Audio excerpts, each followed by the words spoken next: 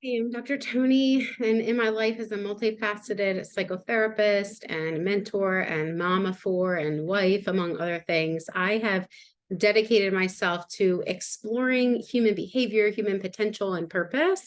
And so as a result, I'm often researching, pondering, piecing together the many aspects of leadership, of parenting, of achievement, of relationships, and the way in which they're influenced by the intersection of the sciences and the socio-political and spiritual factors and all of these things that seem really complex and how they interplay with one another. So here on this YouTube channel, I get to explore some of those ponderings, some of my piecing together from some of the research that I've done, as well as my own personal experiences and my professional experiences in working with folks. So I'm glad you're here today. I want to talk about a part of achievement for high achievers that often does not go talked about, often is hidden or seen as taboo or considered to be a weakness or a vulnerability. And it's this experience when you're a high achiever, but you are secretly feeling anxious or stressed or frustrated. Maybe you're even feeling burnt out, but essentially you feel like you need to keep it all together on the outside when you don't feel like you have it all together on the inside. And if you are a high achiever and you have experienced that, you know what I mean, right? Now, high achievers have a strong drive to do well. It's true. We do. It doesn't have to be a bad thing. All right. Goal-oriented, self-disciplines, often we're considered highly ambitious. We're often seen as high performers. And we care about accomplishing things. We care about getting things done and getting them done well. And while this can be a wonderful thing because the drive and the passion helps create innovative, wonderful things for our world, high achievement has a flip side to it sometimes, right? Oftentimes. All right. It can often come at a cost if we're not aware that there's stuff going on in the background causing us anxiety, frustration, resentment, so on and so forth, right? If what's fueling the effort behind the high achievement is knowingly or unknowingly about proving ourselves to other people, or needing to prove ourselves to ourselves incessantly, or people pleasing, or if it's about a pursuit for control or high level of needing to avoid certain things, if high achievement is fueled more by those things, then it tends to operate on the unhealthy side, right? In the long term, in the long run, it actually winds up harming us. And among the unpleasant long-term results of those kind of ways of fueling our achievement are things like a lot of chronic strain or chronic stress, acute stress even, unhealthy internal pressures, exhaustion, as I said, resentment, this insatiable lack of fulfillment. Like, it doesn't matter how much you do, how much you push, how much you try, how much you work, how much you give. It's just never seeming like it's enough, right? Sound familiar? It's fairly familiar for many high achievers. Now, I don't want to paint this as like a negative picture, because you can be a high achiever and continue to embrace high achievement in your life without having to experience all of those negative factors in the background. But we have to acknowledge that they're there in order to work with them, right? I know for me, as a high achiever myself, I've experienced both sides of achievement. The one where I burnt myself out more than once, and the one where I currently and have been for years now feeling lit up and passion fueled, free, fulfilled. And so there is an opportunity to experience different if you're not experiencing what you want to experience as a high achiever. Okay. So if you're a high achiever, I want you to know, I want you to hear, and ultimately I want you to believe that your desire to achieve is not a bad or wrong thing. And it doesn't need to lead to a lack of health. It doesn't need to demand sacrifice of you all of the time, or sacrifice of things that matter to you. It doesn't need to demand that. Okay. It is definitely possible to embrace your internal drive to go above and beyond what's maybe considered average, while also feeling satisfied with who you are, what you're doing, where you're at, right here and right now in your life. Okay. Now, there tend to be fears associated with letting go of the chronic need to achieve. I know I, for one, at many times in my life in the past is like, if I'm not pushing myself, and I'll lose my ambition. If I lose my ambition and my drive, like what value am I? Of what value am I? I have to keep going, right? But these kinds of fears, they often operate in the background of our minds, and they actually keep us feeling stuck in patterns that aren't feeling good. Like they're not serving us in a healthy or helpful way. Even if outwardly it seems like they're getting us somewhere, we often feel like we're spinning the wheel, or again, we just can't do enough. So that's one fear that I used to have. And maybe you have some fears that come up for you as well. But what I learned was that that more enjoyment, okay, with less stress, it doesn't and will not cause you or us to lose our ambition. Not when our ambition, not when our drive is passion and purpose fueled. When it's fueled differently, when achievement is fueled differently, okay, we never have to worry about losing our drive or ambition, because the spark of inspiration is going to ignite when there's passion and purpose connected to it, when there's passion and purpose that's fueling it. It's going to. All right. Now, I want to help paint a little bit of a picture here about why I even have permission to talk about this. Yes, professionally, right? I'm a psychotherapist. I've studied human behavior for about 15 plus years at this point, right? So there's that, but also I've had personal experience with this. All right, so I'm going to paint a little bit of a picture about how I had an addiction to action and effort and achievement. And how that can play out in the life of an achiever. It could be for better, it could be for worse. But I'm going to share some of my own personal story about some of my own journey with you today, so that you can maybe you relate to some of it, maybe it brings some things up for you, but also so that you can see that achievement can propel us in a healthier direction. Like it can be a part of our healthier direction, and it can also be a part of what makes things feel unhealthy for us or unsatisfying for us.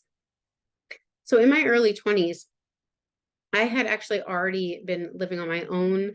I had graduated with high grades, and I went on to complete my first graduate degree in record time, even as a single mother of a baby.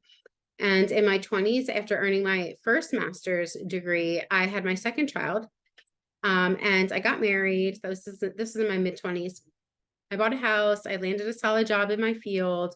I was really good at my work, and I was willing to work hard at it, right? And so on paper, my life looked great. I looked great, right? I was that high performer that anyone and everyone could always count on, except I was struggling. I was having panic attacks. I was losing my hair. I was chronically fatigued. I had unhealthy relationships. They were very unbalanced. And so by the time I was 26, I had burnt out twice. Now, fast forward to around the age of 30. I'd earned my second master's degree. I had my third baby, and I had completed my doctoral program.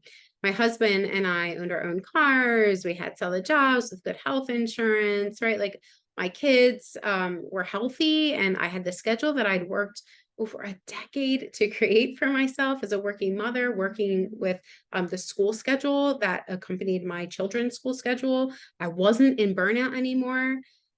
And yet, after all of that, I still didn't feel fulfilled. I didn't feel free, right? You see how there's a lot of action involved in that, a lot of accomplishment involved in that, a lot of effort involved in all of that. And yet, even though I wasn't even in burnout anymore, I still wasn't feeling that sense of deep fulfillment and freedom that I wanted, I was yearning to experience in my life. I'd achieved all of my lofty goals up until that point in my life. So I was wondering, I was asking myself, like, what could possibly be left? Why was I not feeling fulfilled? Well, this question truly was within me. I was asking myself this question in a variety of ways, not necessarily in those exact words, but in a variety of ways. I was asking myself this question. I was asking my life this question, right? And what it did was it led me to an unexpected path, one that I hadn't planned out, one that wasn't in one of my lofty goals, right? And that was to become a business owner and an entrepreneur. I had not planned to do that initially. And so first, what I did was I opened my private practice as a psychotherapist, and I enjoyed that. And then I later opened a business as a life and leadership mentor. And that opened up a whole plethora of new doors and opportunities and perspectives, and the possibilities seemed endless at that point, because I had started following my passions more and more rather than my needing to prove myself or avoid not pleasing others or avoid the possibility of disappointing someone in some way. I was starting to live my life, to make my decisions personally and professionally from this place of passion, from this place of inspiration, rather than this place of forced motivation, or this place of I should, or I have to. And so a series of events and challenges as I went down that path led me to fundamentally shift several significant parts of my life. Now, I was still a high achiever, but I realized that I wasn't bound by the pressure to prove myself to anyone or anything like I had for so long before. I wasn't trapped by my fears related to things like perfectionism or people pleasing. I didn't feel trapped by that need to prove myself worthy or of value, or try to prove that I should be accepted in some way. I didn't feel trapped by that anymore like I had before. Now, listen, those old patterns still existed in me because they were wired in me for so long. They were part of how my neural networks in my brain had essentially been hardwired because of my way of functioning in alignment with those beliefs for so many for multiple decades, right? The first few decades of my life. So they still existed. And so they would still pop up here and there, right? They would so show up, of course, but they weren't steering my ship anymore. And they showed up less and less frequently. They showed up less and less intensely. And when they did show up, I knew how to manage them in a more effective way, right? I wasn't rocked by them as much as I had been before. And so now, let's fast forward again, right, to this current stage and phase of my life. I'm a mom of four. So I started out with one, then two, then three. Now I have four. So now as a mom of four, I am a best-selling author of 2 books, both of which that came from inspiration, not forced motivation. I'm an inspirational dynamic speaker. I am a psychotherapist continuing to work in my private practice and loving it. I love my clients and I love my work there. And I'm also 7 months postpartum from having my fourth. I'm also a wife who runs her own businesses. And so things are both different and yet the same, right? I still have the high achievement pieces of me in my life and the kind of lifestyle that I create, but I also have married that with a different sense of self, a different fuel, with the passion and the purpose. And so I can confidently say that I am allowed to, and I do enjoy being a high achiever. I do still like getting things done, but I no longer believe I have to pay such a high price for it. I get the pleasure of sharing my ongoing story with you right here, right now, my fellow high achievers, parents, and leaders. And that's because of the passion and the purpose I feel connected to in doing that. Like, this feels good to me. This feels right to me. This is inspiring to me to have these conversations, to share with you in this way. This is passion and purpose fueled, because I believe that you deserve to experience a fulfilling and freeing path too. And I know that in sharing my story, that can inspire others to begin to shift in their story in the way that works best for them. But you might be asking the question, okay, cool, sounds nice, Dr. Tony, but yeah, how? Like, how do you do that? How do you do that? I mean, listen, I think that's a great question. I'm going to share some tips, tools, some perspective for you with you around that, but I'm not going to pretend like there's one single cookie cutter formula. That is not true. You're not going to hear that from me at any point in time, that there's just one single cookie cutter formula every single person has to follow, and then boom, magic life is different. There are fundamentals, right? But it's not one single formula. The truth is that we all have a unique journey, which means we're all going to have different experiences. We all have had different experiences. We will have different experiences. We are having different experiences. However, there are fundamental principles that do apply for all of us, okay, that will need to be enacted in our life in our own unique ways, through our own unique perspectives and experiences. Okay, that is true. And I talk more about that in my book, The Reset, A High Achiever's Guide to Freedom and Fulfillment, which also provides a customizable process for using those fundamental principles. You can grab that on Amazon. But in this conversation here today, we're going to explore just a few pieces that connect with some of those fundamentals that will help you to begin to wrap your thoughts, your questions, your brain around some of this today, right here, right now. Okay, so you can embrace your high achievement without jeopardizing yourself, your health, or your relationship. All right, so let's first identify what constitutes unhealthy versus healthy ways to experience achievement. Okay, by identifying the difference between the two, you are already raising your awareness to the level where you're able to do something more about this. And that is fundamental. Awareness is one of those fundamentals, right? Okay, so let's talk about first unhealthy high achievement. When you can't slow down after constantly pushing yourself, it is time to check in and see if any of these signs that I'm about to share with you, if any of these signs are popping up to show you that your achievement or your hyper focus on action and effort has grown to an unhealthy level. All right, I've got 10 of them for you. The first one, super loud inner critic, like you're feeling invaded by self-doubt. Pay attention if that's happening often. Mentally worn out from too much overthinking. Some people describe that as like mental fog or brain fog or mental clutter. Okay. Resentment or anger when you don't receive reassurance or validation from someone outside of yourself. Resentment, anger, as that builds up, that does not feel good, right? So pay attention if that's happening more and more often. Experience a sense of disconnection from others. When there is this drive to really push yourself really hard, if what's fueling that is coming from a place that is no longer serving you and it's unhealthy, it can actually help make you feel more disconnected from others rather than more connected to others. So you want to notice if that's happening. Imposter syndrome is another common one to pay attention to. Mental exhaustion, so like you feel fatigued in the head, or even physical exhaustion, feel fatigued in the body. Symptoms of burnout, perfectionism, chronic stress, hard time setting boundaries. Now, these are just some common ones, right? This is not an all-inclusive list, but it is a snapshot of experiences that high achievers who are functioning at an unhealthy level, they might struggle with. It's important to know that if you're experiencing any number of these factors, it doesn't mean that you're weak.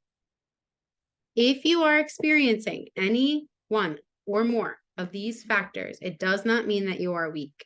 Repeat that to yourself as many times as you need to. It does not mean that you are failing either. It doesn't mean that you are failing. It means minimally that you are in need of a reset. And a reset is possible.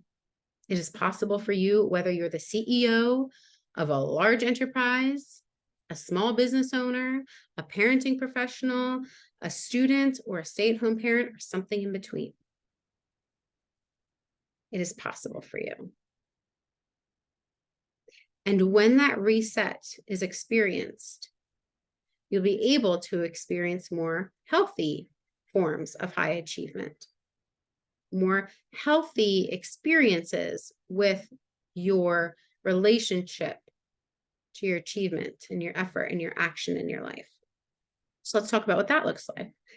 Well, when you're still accomplishing, going above and beyond, or taking massive productive action, but in a healthy way, you're much more likely to experience things like sparks of inspiration, sometimes seemingly out of nowhere, and they feel so good they like flood your body. You can't hold back because you can feel the inspiration so strongly. more energized throughout your day. So rather than fatigued, you're feeling the energy flow pulsate through you. You're more awake, you're more alert, right? A greater sense of confidence in your decision making. So rather than being invaded by self-doubt, you're feeling more confident in the decisions that you're making, more clear as well. Increased clarity on where to focus and when to focus in what direction. That right there is going to help with time management. It's all connected. All of this is connected. Also steady and self-affirmed in setting healthy boundaries in a firm but compassionate manner. Healthy, healthy, healthy, right? Accepting of when you mess up, knowing that you're not going to be perfect and letting that be okay. You're accepting that there's just a lack of perfection and that's how it's going to be, and that's okay for you and for others. Talking to yourself with more encouragement and care rather than maybe beating yourself up, over criticizing yourself, questioning yourself a lot, right? You'll be talking to yourself with more encouragement and care, feeling more connected to others rather than disconnected. You're feeling more connected. There's more meaning in these connections with others. A sense of increased awareness of the contributions that you want to make and why you want to make them, not contributions that other people think you should make, or I should do this because they think this. No, increased awareness of what you want to do to contribute and why that matters to you so much. And then often, and then also more often believing and knowing that you are worthy and you are of value, regardless of the action, the effort, or the accomplishment that you are putting out. Pretty powerful, huh? Feels good. Now, if you're listening to this and you're wondering what to do because you're noticing that more of the unhealthy rather than the healthy factors of achievement are happening for you in your life more and more often, then here are some practical yet powerful ways that you can begin to shift from one to the other. Okay? You ready? Here's what to do if your mental health is suffering due to unhealthy high achievement. Again, remember, this isn't cookie cutter. You're going to make this your own. 1, redefine success. Okay, chronically stressed achievers often fear disappointment. They don't want to disappoint others. They don't want to disappoint themselves. And so they might worry about judgment and feel the need to be the responsible one, or they might feel pressured to prove themselves to others in some way. We talked about that, right? Now, oftentimes these external motivators, they're outside of our control, of course, right? And so no matter how hard you try, I try, we can't fully appease all of those needs. And so we are actually looking at all those external things to tell us that we're successful or to prove to them that we're successful, demonstrate our sense of success. And so we're actually giving away the opportunity for them to define success for us rather than us defining success for ourselves. So pushing yourself to achieve, to feel successful is actually going to drain you if that is the reason you're defining success in a certain way. So instead of having these external motivators be your success fuel, I'm going to switch it up.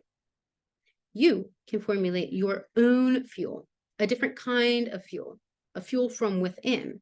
Now, this intrinsic fuel is created when you choose to redefine what your own definition of success is. A definition of success that lights you up, regardless of what others might think. And one way you can start this is by simply sitting yourself down, getting out a piece of paper and writing down this prompt and then your response to it. Ready? If these pressures and worries were removed for today, what would feel successful to me? How would I be behaving? What decisions might I make? How might I feel as I engage in these things?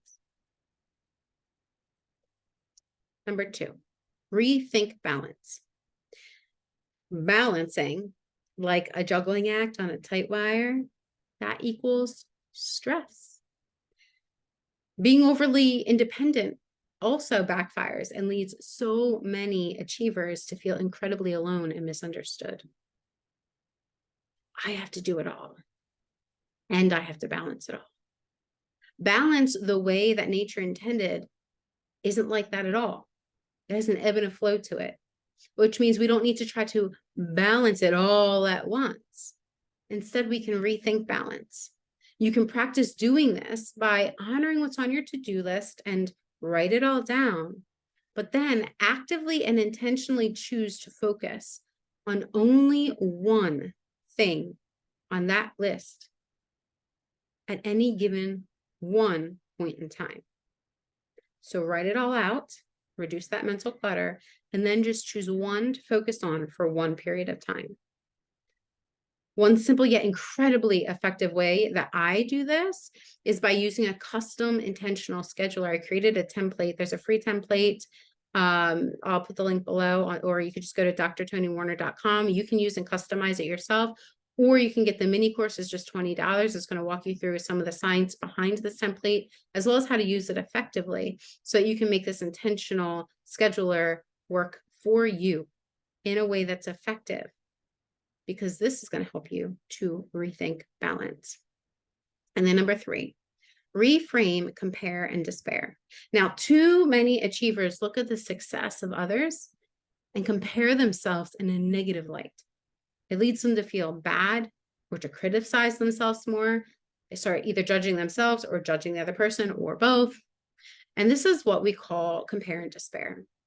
Now, it's adaptive for us to look outside of ourselves and look around and compare. That's a normal human behavior. It's part of our adaptive social species way of interacting in the world. However, we do not need to use this comparison in a way that hurts us or makes us feel bad. We can use it differently. We can use it more supportively. And so instead, we can use comparison as a way to spark inspiration by applying if they can, then the possibilities are endless for me too type of framework. So instead of compare and despair, we can compare and inspire. As I look at them and see their success or see what they're doing, I can feel inspired, because if there are possibilities like that for them, there must be possibilities like that for me. Compare and despair flipped to compare and inspire. Now, if any of this is ringing a bell for you, I really do encourage you to go ahead and try out just one of those 3 tips. And if you know you want to go deeper, you can subscribe to this YouTube channel here. You could grab the Reset book over on Amazon, or you can visit drtonywarner.com and check out more resources that I have available to you all. So thank you so much for being here with me today. I am on a mission to continue to help our world to unify in light of our differences, so that we can more meaningfully connect, more meaningfully contribute, and be able to live healthier, happier lives as leaders, as achievers, and as parents. Have an amazing day, and I'll see you next time.